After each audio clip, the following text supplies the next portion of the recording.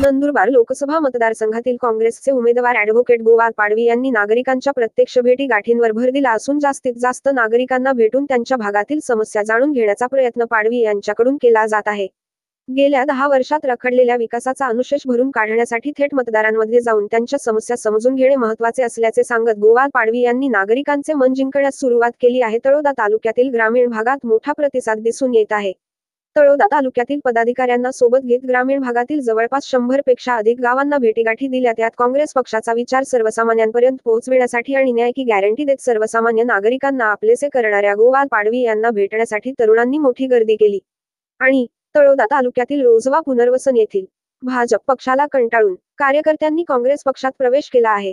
राष्ट्रीय काँग्रेस पक्षाचे लोकप्रिय उमेदवार ॲडव्होकेट गोपाल पाडवी, जिल्हा परिषद उपाध्यक्ष सुहास नाईक, माजी आमदार उदेसिंग पाडवी व कार्यकर्ते मोठ्या संख्येने उपस्थितीत रोझवा पुनर्वसन येथील कार्यकर्त्यांनी काँग्रेस पक्षात प्रवेश केला आहे. आदिवासी आवाज न्यूज नंदुरबार जिल्हा चॅनलला सबस्क्राईब करा.